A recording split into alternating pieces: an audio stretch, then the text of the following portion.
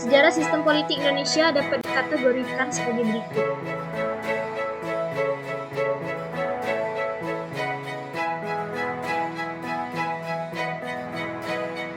Yang pertama, masa prokolonialisasi, masa kolonial, masa demokrasi liberal, masa demokrasi terpimpin, masa demokrasi Pancasila, masa reformasi.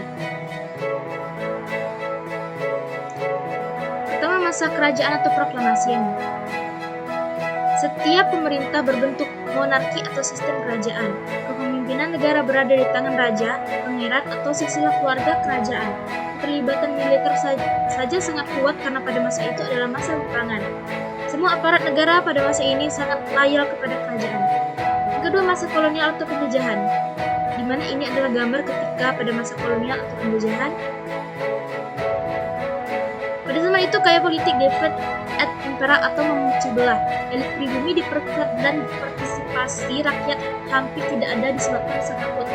Keterlibatan militer tentu saja sangat kuat, analisis terhadap stabilitas mudah sekali mungkin. Setelah dibubarkannya Republik Indonesia Serikat atau RIS, sejak tahun 1950 Indonesia melaksanakan demokrasi parlementer liberal dengan mencontohkan sistem parlementer barat, dan masa ini disebut masa demokrasi liberal. Ketiga, masa demokrasi liberal. Pemerintah Republik Indonesia dijalankan oleh suatu dewan menteri atau kabinet yang dipimpin oleh seorang perdana menteri dan bertanggung jawab kepada DPR atau sistem multipartai. Pada masa demokrasi mendorong untuk lahirnya banyak partai-partai dengan beragam ideologi. Yang keempat, masa demokrasi terpimpin diberlakukan pada 5 Juli 1959, di mana negara Indonesia berada di bawah pemerintahan Presiden Soekarno kala itu. Partai Komunis Indonesia atau PKI menyambut demokrasi terpimpin Soekarno dengan hangat dan anggap bahwa PKI mempunyai mandat untuk mengakomodasi konsepsi yang sedang marak di Indonesia. Itu pada masa demokrasi terpimpin.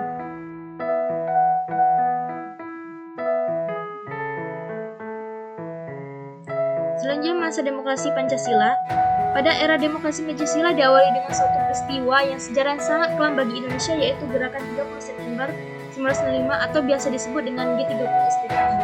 Pada masa demokrasi Pancasila ini adalah dengan suatu peristiwa sejarah yang sangat kelam bagi Indonesia. Setelah mengambil alih kekuasaan dari Presiden Soekarno berdasar surat pemerintah 11 Maret, Soeharto kemudian menjadi suksesor Soekarno. Ini ada gambarnya demokrasi Pancasila pada kala itu.